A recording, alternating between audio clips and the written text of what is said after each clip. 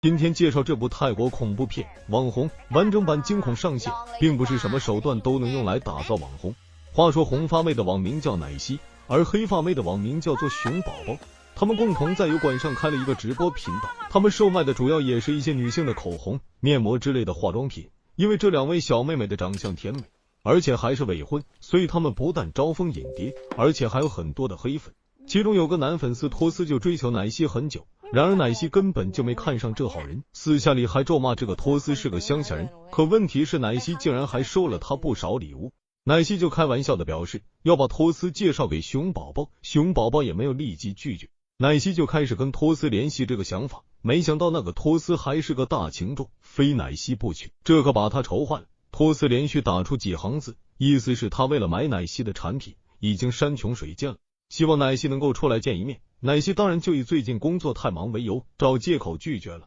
可是托斯依然不放弃，非要跟奶昔来一次视频聊天，这样一来他就会死心了。奶昔当然不肯了，但是熊宝宝却建议让奶昔跟托斯视频聊天，而他就把这段视频录制下来，然后他们再发到另外一个社交账号上，这样还能赚一些点击率。奶昔思考了几秒钟，觉得也对啊，于是就让熊宝宝并镜头移回。ทดขออะไรมิ้วอย่างหนึ่งได้ไหมครั้งนี้เป็นครั้งสุดท้ายแล้วมิ้ว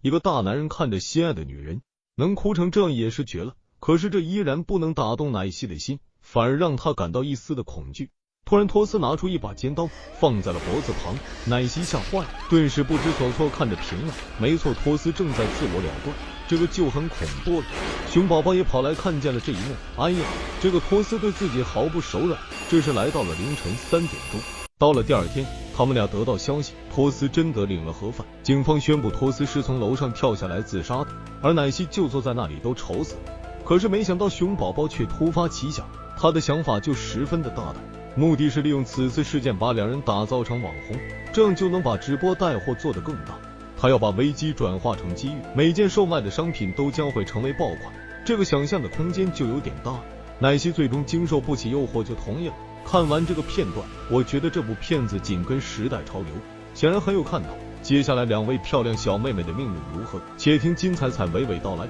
这段的录屏发出后，网上痛骂奶昔的网友占大多数，时时刻刻都有陌生人发来短信骚扰奶昔，大部分的人都是在诅咒她去死。渐渐奶昔的整个精神状态出现了问题，就快要接近崩溃状。为此他还特意单独直播，向大家澄清自己并不是人们想象的那种人，希望得到大家的支持和谅解，也更希望托斯能够安息。就在这时，屏幕出现雪花状，接着网友看见奶昔的身后出现一个血淋淋的男人，奶昔也感觉到了，但是回头一看什么也没有，这引起了网友的不满，认为这是个骗局，奶昔就赶紧下线。隔日奶昔正在上网，突然托斯的网号上线了，这可把奶昔惊到，难道真遇见了鬼不成？他不停的发信息要跟奶昔视频聊天，而奶昔就不停的删除那些信息，双方就在那里一加一减，忙得不亦乐乎。熊宝宝就过来安慰奶昔，但是遭到了奶昔的责怪，因为这个主意都是他想出的，但是现在好像适得其反。没想到熊宝宝推的倒是干干净净，他觉得本质上是奶昔欺骗了粉丝，所以这些都跟他出了什么主意没有任何的关系。半夜奶昔被电脑里的通讯软件呼叫，他被吵醒后定睛一看，又是托斯的网号，可是他明明已经死了，为什么还能这样？他想不通。无论奶昔怎么按下拒接键，可就是不起任何的作用，气得奶昔要把电脑摔了。这下奶昔被吓醒了，原来这是他做的噩梦。不过当奶昔把电脑的屏幕打开，映入眼帘的正是托斯，他在屏幕里侃侃而谈。不对，这实际上就是托斯在死之前录屏的那段视频。奶昔不停的自责，不久那段视频消失了，奶昔渐渐恢复了平静，然后蒙着头睡去。可是那段视频又开始重复出现在电脑里，看这个样子托斯是阴魂不散。隔日奶昔把熊宝宝叫来，两人就在那里商量怎么办。因为这件事情有个最大的疑问，他们明明看见托斯是自己割喉而亡的，可是电视新闻里报道托斯是跳楼而亡，现在两人已经被搞糊了。熊宝宝觉得托斯先是跳楼而死，接着他就变成了鬼魂，因此那晚上看见的托斯自杀割喉应该只是他的鬼魂在搞怪而已。随后奶昔就去换衣服，熊宝宝就再次点开那段视频，其实也没有什么好看的，都已经开了无数遍了。这时从屏幕里窜出一条怪兽，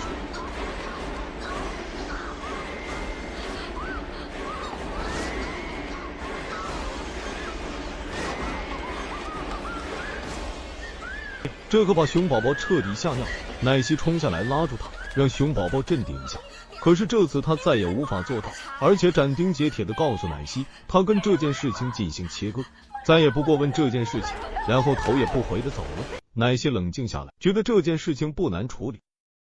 于是拿着笔记本电脑来到维修店里，让店员对电脑进行格式化，安装程序。这下管你是谁，只要是依附在电脑里的东东都会不存在了。想到这里，奶昔的心情大好，于是拿出手机自拍了几张。可是很快就收到一些莫名的短信，打开一看，全是刚才自拍的照片，不过已经被 P 成了奶昔的自杀画面。奶昔继续惊魂不定，看样子就算是把电脑格式化了，托斯的鬼魂还可以用其他的方式再整他，而且那短视频又莫名其妙的回到电脑里，这让奶昔痛苦不已。但是生活还要继续。到了深夜，奶昔就去洗澡，他忘记把电脑合上了，所以他脱衣服的视频被传播了出去。网友纷纷在页面下留言，对于奶昔为了要成为大网红，目前采用的手段进行了痛斥。而且网友还看见有个男人就站在浴室的外面，傻呆呆的站着。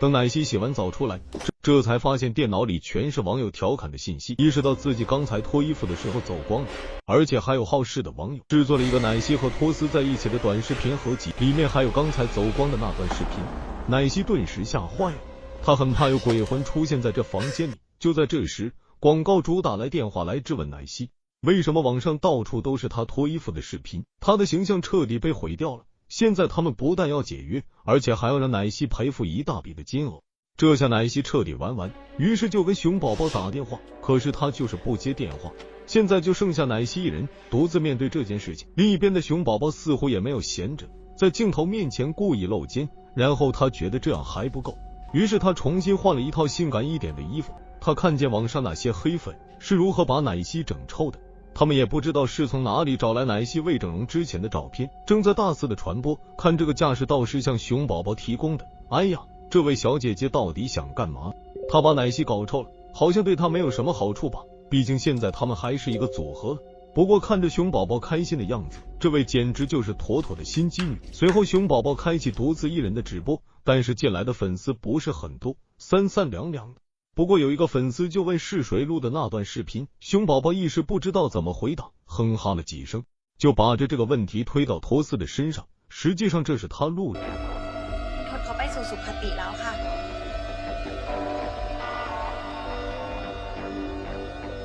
คุณอย่าทำแบบนี้เลยนะคะ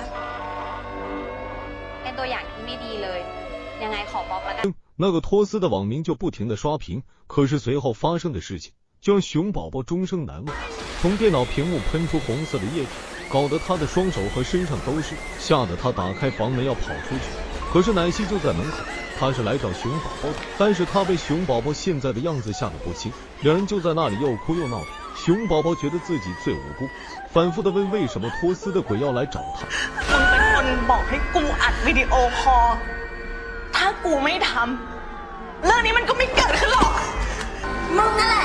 熊宝宝就表示，这一切根源的都是源自奶昔，他不但骗财，而且还骗取别人的感情，两人就此闹翻。这是电脑里传出信息的提示音，于是奶昔就强行把熊宝宝拖过去，今天必须把这个录制视频的事情讲清楚，否则托斯会一直缠着自己不放。不过这件事的确是熊宝宝出的主意，也是他按下的录制键。两人推搡之间，有一股外力使出手段，把两人分开。奶昔被锁进了熊宝宝的房内，出不来。而熊宝宝想进去也是无法打开门，奶昔就一个人在房间里哭哭啼啼。他看见客厅挂着一件白色的裙子，他想起了这是托斯送给他的衣服，当时托斯希望奶昔在结婚的那天穿上，他想不明白衣服怎么到这里了。然后他坐到了电脑边，接着熊宝宝的手机收到信息，很多网友也收到类似的信息，原来是奶昔在搞直播，他在镜头面前把当晚谁出的主意，又是谁按下了播放键，统统的讲了出来，瞬间引爆了网络。接着奶昔拿起一把刀